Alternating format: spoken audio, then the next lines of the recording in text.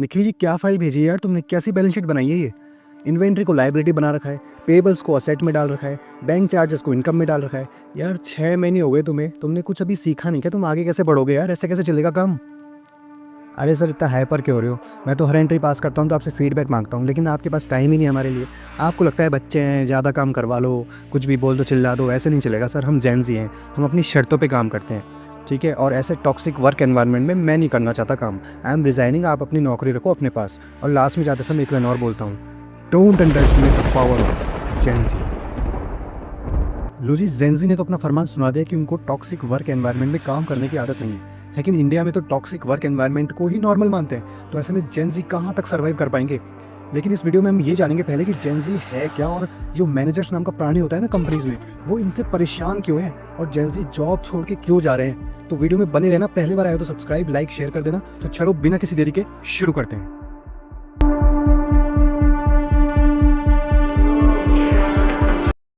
तो चलिए सबसे पहले जानते हैं कि जेन ज़ी है क्या। तो 1997 से 2012 के बीच में जो भी पैदा हुआ है ना, उसको जेन ज़ी की कैटेगरी में रखा गया है। मतलब सिंपल सा कहें तो 18 से 23 साल के जो भी युवा वर्ग है वो जेन ज़ी कहलाते हैं।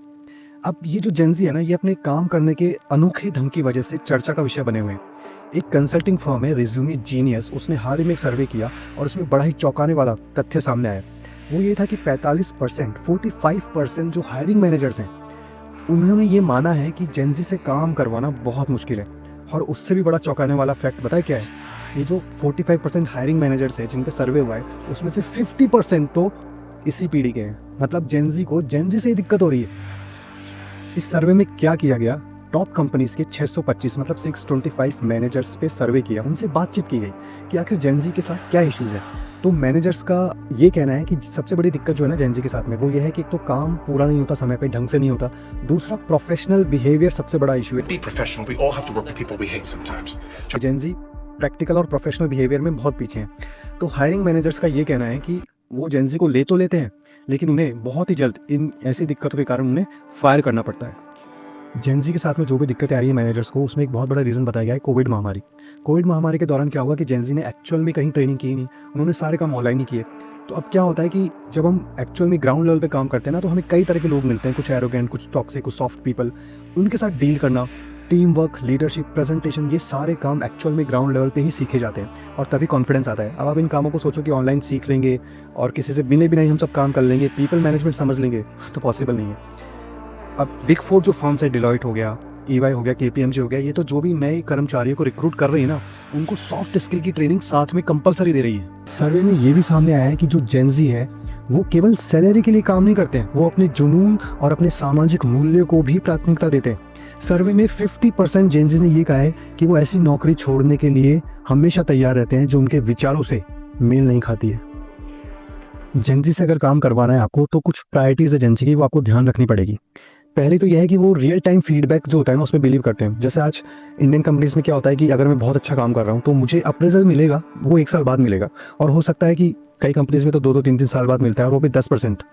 तो ऐसे में एम्प्लॉय डीमोटिवेट रहता है हमेशा इंडियन कंपनीज में, आपने देखा ही होगा। लेकिन जेन ज़ी को फीडबैक चाहिए उसी मोमेंट पे। अगर काम अच्छा है तो उसको अप्रिसिएशन दो, काम बुरा कराए, काम ढंग से नहीं कराए तो उसको बताओ, सिखाओ, उसी समय बता दो उसको कि आपने अच्छा काम नहीं किया है। वो उसमें खुश है, वो ये नहीं सोचेगा कि 1 साल बाद उसको क्या मिल रहा है क्या नहीं, क्योंकि वो सैलरी के लिए काम नहीं कर रहा है। दूसरा है कि अगर आप उसको वर्किंग आवर्स के बाद रुकने को बोलोगे तो आप भूल जाओ यार, क्योंकि वो अपना है ना रेजिग्नेशन लेके चलते हैं, और ये वाला जो पॉइंट है वर्किंग आवर्स के बाद वाला, वो तो उनके समझ में कभी आएगा भी नहीं। और तीसरा है कि जेन ज़ी जो है वो पर्सनल लाइफ जो है ना, उसमें पर्सनल टाइम जो होता है उसमें बहुत ज़्यादा बिलीव करते हैं। वो ऐसा नहीं है कि वो 14 घंटे 18 घंटे कंपनी में काम कर रहे हैं और लाइफ के जो बाकी एस्पेक्ट्स हैं, जैसे कि सोशल लाइफ हो गई, फ्रेंड से मिलना हुआ, NGOs में काम करना हुआ, वॉलंटियर काम करना हुआ, डांस, क्रिएटिविटी, इन सब पे भी पूरा फोकस है जेन ज़ी का। तो ये सब चीज़ें अगर आप ध्यान में रख के जेन ज़ी को हायर करते हो और उनकी प्रायोरिटीज़ को सुनते हो, तो आप जेन ज़ी से काम करवा सकते हो इजीली।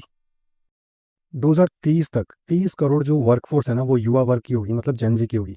तो अगर मैं कहूँ कि मैं तो किसी जेन ज़ी को रिक्रूट नहीं करूँगा क्योंकि मुझे परेशानी आती है, तो ऐसा पॉसिबल नहीं है, आपको रिक्रूट तो करना ही पड़ेगा।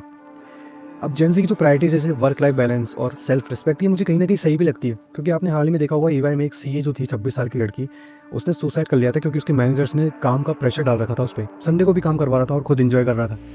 उसके अंतिम संस्कार में कोई स्टाफ भी नहीं गया। आज भी कंपनीज नहीं बदली है।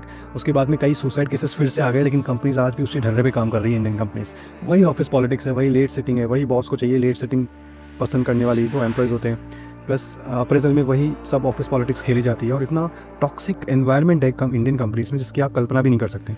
तो ऐसे में जेनजी की जो शर्तें हैं जिनको वो प्रायोरिटी में रखते हैं वो सही लगती है। और मुझे तो लगता है जेनजी के साथ में काम करना ज़्यादा मज़ेदार है, क्योंकि वो बहुत ही ज़्यादा पैशनेट है अपने काम में। बस थोड़ा सा उनको ये ध्यान रखना पड़ेगा कि एक तो प्रैक्टिकल अप्रोच रखनी पड़ेगी उनको थोड़ा सा अपना अग्रेशन कम करना पड़ेगा, साथ ही दूसरे को सुनने की कैपेसिटी, लिसनिंग कैपेसिटी वो डेवलप करनी ही पड़ेगी। अगर ये कुछ चीज़ें वो डेवलप कर लेते हैं ना, तो फिर उनसे बढ़िया, उनसे अच्छी वर्कफोर्स हो ही नहीं सकती। अगर आप कोई हायरिंग मैनेजर हो और आपकी टीम में कोई जेनजी काम कर रहा है, तो मुझे बता सकते हो कमेंट सेक्शन में कि आपके एक्सपीरियंसेस कैसे हैं जेनजी के साथ में। और अगर आप जेनजी हो और ये वीडियो देख रहे हो, तो आप मुझे बता सकते हो कि आपकी स्ट्रेंथ क्या है, आपकी वीकनेस क्या है, और आपको कैसा लगता है वर्क एनवायरनमेंट में जब आपको सीनियर से डील करना पड़ता है। तो इसी तरह की वीडियोस में एवरी वीक लाता हूँ। आपसे रिक्वेस्ट करता हूँ मेरे चैनल को सपोर्ट कीजिए और सब्सक्राइब, लाइक, शेयर कीजिए। तो मिलता हूँ अगले वीडियो में। टिल देन, जय हिंद, जय भारत।